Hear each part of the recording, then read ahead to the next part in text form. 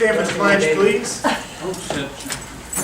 pledge allegiance to the flag of the United States of America, and to the republic for which it stands, one nation, under God, indivisible, with liberty and justice for all. All set, Rick? Mr. Coffey wasn't going to be here tonight. I could have come casual. He sets the bar. I'd like to call this meeting of the Town of Plattsburgh Town Board to order for August 4, 2014. If I could get a roll call, please. Bernie Bassett. Here. Thomas Wood. Here. Martin Manning. Here. Michael Cash. Here. Gerard Renner. Here. Rick Collins. Resolution 255, approving the minutes of the previous meeting. Resolved that the minutes of July 14th and July 21st, 2014 be approved and the reading of the minutes be dispensed. Have a motion. So moved. Mr. Manning, second. Second. Mr. Cashman, any discussion? A roll call. Thomas Wood. Yes. Martin Manning. Yes. Michael Cash. Yes. Gerard Renner. Yes. Bernie Bassett. Yes, resolution carries. Resolution 256, abstract 8A through 14. Excuse me, 8A 14.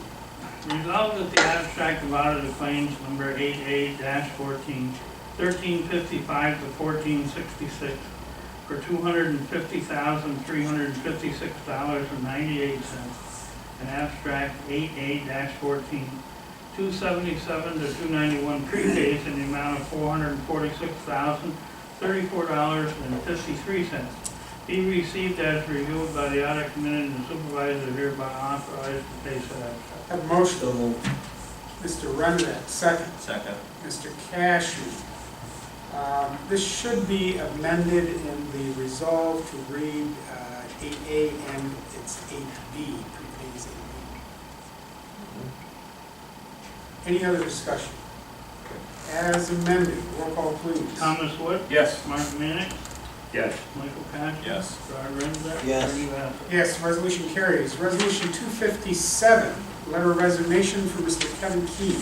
Whereas Mr. Kevin Keene, maintenance worker 2, from the Water and Wastewater Department, has submitted a letter of resignation from his position in the town of Plattsburgh effective July 25, 2014. Therefore, be resolved to accept and place on file Mr. Keene's letter of resignation, and it be further resolved the supervisor send a letter on behalf of the town board thanking Mr. Keene for his years of service with the town of Plattsburgh and wishing him well in his future endeavors. And it be further resolved that a copy of this resolution be given to the finance manager, water and wastewater director, and a copy be placed in Mr. Keene's personnel file. Motion. So moved. Mr. Manick, second. Second. Mr. Cashman, any discussion? We're losing one of the top people, in terms of his knowledge of GIS, et cetera. And I think that's going to be a difficult one to replace, but we need to get something. He's a good young man. He's moving on. He's taking a position with the state. We may actually cross paths with him again in the future in a different role. But I'm glad you brought that up, Tom, because that is a concern of the departments. And as we consider replacements, we want to make sure that individuals who are proficient in the use of the technology and some of the high-tech equipment we have. I'm sure we'll be able to fill that. In fact, I think we'll be addressing that for a while. He's done a fantastic job of bringing it up to the speed it is now and getting it started. And that's what he did, and I think he contributed a lot to the town of Plattsburgh while he was here. So no. Any other discussion? Roll call. Thomas Wood. Yes. Martin Manning. Yes. Michael Cash. Yes. Gerard Renner. Yes. Bernie Bassett. Yes, resolution carries.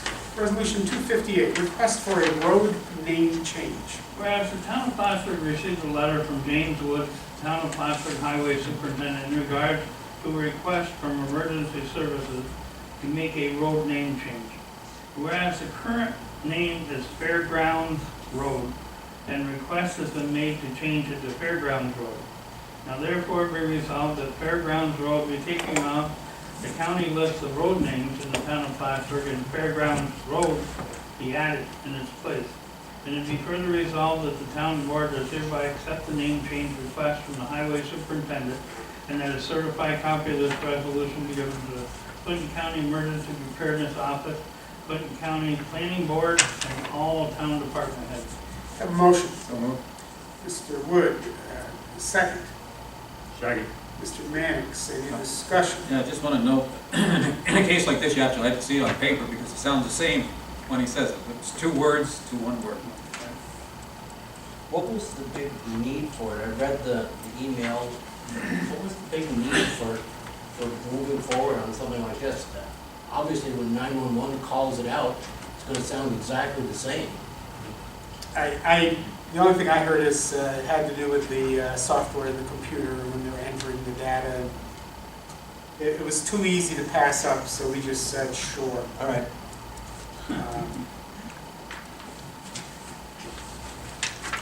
It would have been easier to understand if it had been coffee grounds.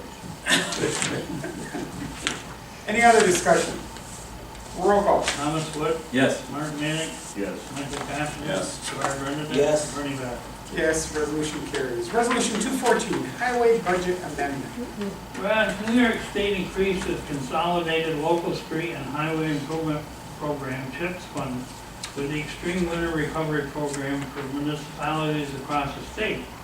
Whereas the result of this program, the town of Plattsburgh CHIPS funding increased $16,296.26 over the town's 2014 budgeted amount. Whereas the CHIPS revenue will be received in the highway funds and expenditures will be paid out of the highway funds 2014 budget. Therefore, be resolved that the town board authorize the following budget amendments.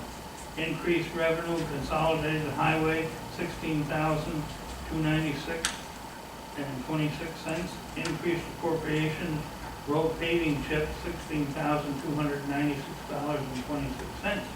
And it be further resolved that a copy of this resolution be given to the finance manager and the highway superintendent. Have a motion. So moved. Mr. Cashman, second. Second. Mr. Wood, any discussion? Roll call. Thomas Wood, Yes. Martin Manning, Yes. Michael Cassidy. Yes. Gerard Brennan. Yes. Bernie Bass. Yes, resolution carries. Resolution 260, demolition of property at 310 Stafford Road, stop work order by town code officer. Whereas the town board has received a written unsafe building report from Stephen Imhoff, code enforcement officer, concerning property at 310 Stafford Road. Whereas the report and findings by Mr. Imhoff identified an unhealthy and unsafe condition of said property. And with the board approval, resolution 14-132, Mr. Imhoff issued an order for repair and compliance. Starting work must commence within 30 days of said notice and must be completed within 60 days of said notice, in accordance with local law number 1 of the year 1983. And whereas resolution 14-198 awarded the bid for demolition to Joshua Ware Blacktopping and Sealing, 81 Kennedy Road, Post Office Box 88, Katyville, New York, 12918. And it be further, and with further review of said project, a stop work order has been placed on said property by the code enforcement officer, as noted in the attached letter.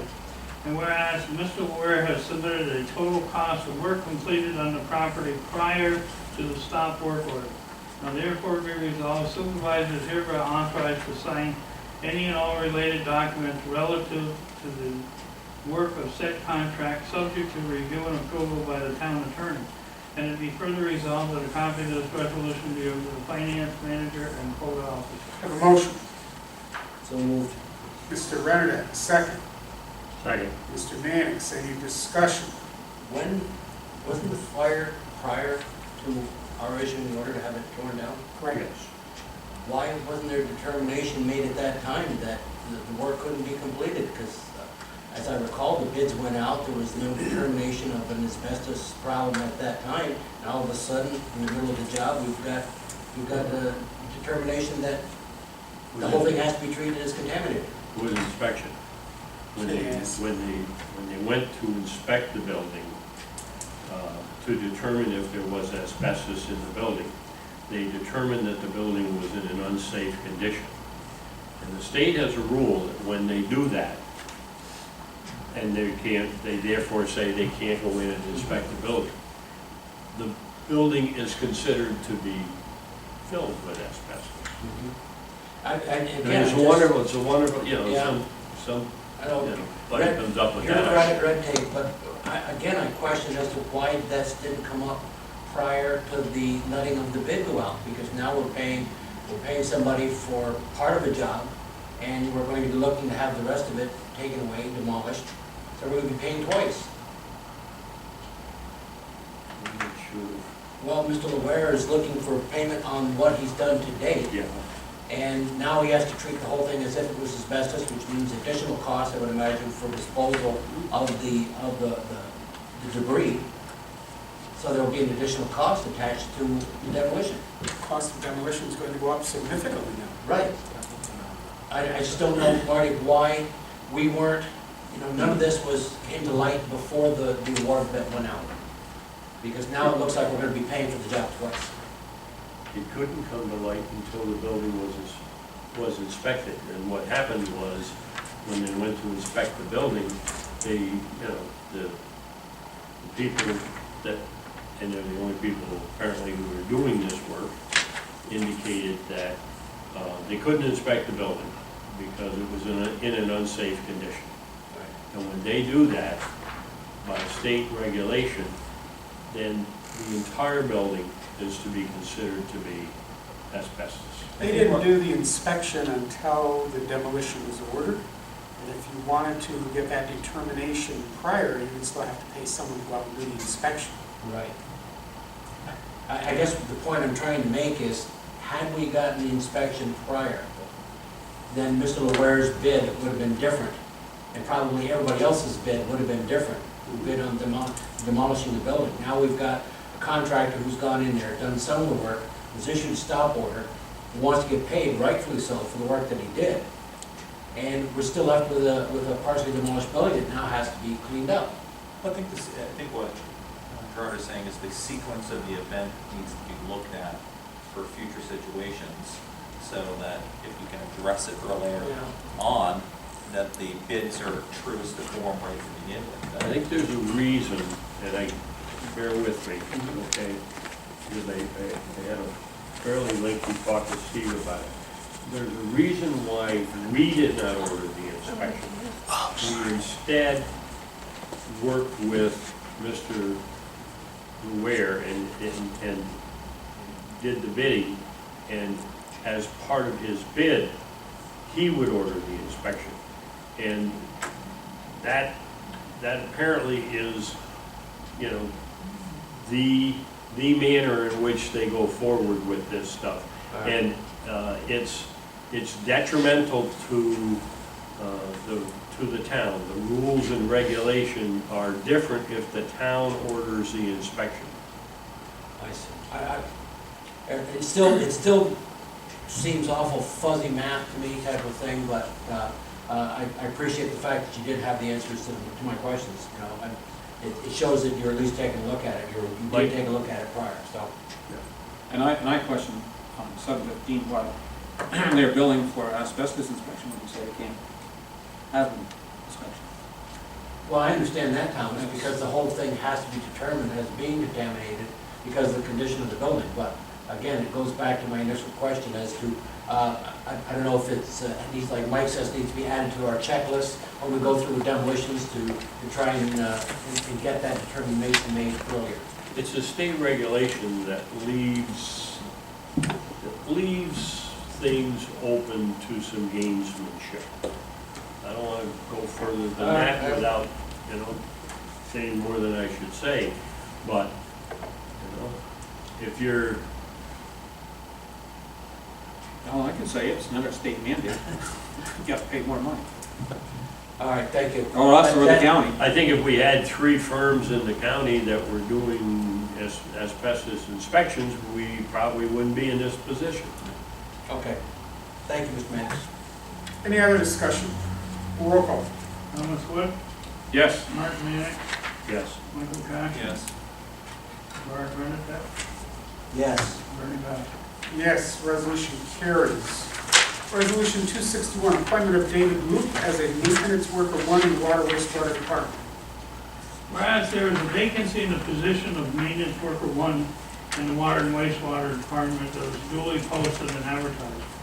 Whereas after interviews in the aforementioned position were held by the director and supervisor of the Water and Wastewater Department, And whereas upon completion of the interviews, it is recommended that the interview committee, that David Luke be appointed to the vacancy in the water and wastewater maintenance worker one position. Therefore be resolved that the town board is hereby authorized the hiring and appointment of David Luke to the position of maintenance worker one at a step 2 rate of pay of $19 per hour. And it be further resolved that this appointment will become effective following final civil service approval, and that the supervisor is hereby authorized to sign all necessary documents for the appointment of Mr. Luke to the position of water and wastewater maintenance worker one with a probationary period not to exceed 12 months. And it be further resolved that a certified copy of this resolution be given to the finance manager, water and wastewater department director, and Clinton County Personnel Department. Have a motion. So, Mr. Woods, second. Second. Mr. Mannix, any discussion? on the second resolve, last sentence, I would insert between I with A and then probation, 12-month probation period, and I would cross off the next 5 words, not to exceed 12 months. Okay, play that back by me again. You want to make it just affirmative that it is a 12 Yes, month? because, as you know, in some instances, these can be extended. And yes, we usually go for 12 months, but that we shouldn't be putting in words that limit it. Well, it is limited by civil service to 12 months unless you have Yeah. extenuating circumstances. Exactly, so this just putting it down to Just say with a 12 month. probationary period of 12 months. Probationary period of 12 months. Okay? Yep. All right, Marty, you agree with that? I agree with it, yep. All right, any other discussion? Roll call. Thomas Wood, Yes. Mark Mannix, Yes. Michael Cash. Yes. Carl Brennan. Yes. Barry Goff. Yes, the resolution carries. Now, every now and then when I'm gone, I hear about how there was a record meeting. I don't know how this one fits among those other records, but We try to talk a lot to keep this is, it going. I know you were, and I was trying to keep the gavel going, but I don't have any other business at this time. With that said, I'd entertain a motion to adjourn. Well, I do have a question about whether or not you received any information on August 1st, and if we have to discuss anything. in terms of No, I contract. haven't got anything yet. I would expect that forthcoming anytime. In fact, I'll make a note to follow up and see where we're at. Right. I just wanted to make a little correction on the highway budget amendment.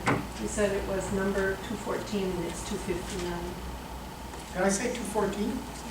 Or dyslexia? just- Yes, it's 215. Thank you. You're welcome. With that said, I entertain a motion to adjourn. So moved. Mr. Renner, second. I've been missing it. Second. Mr. Mannix, any discussion?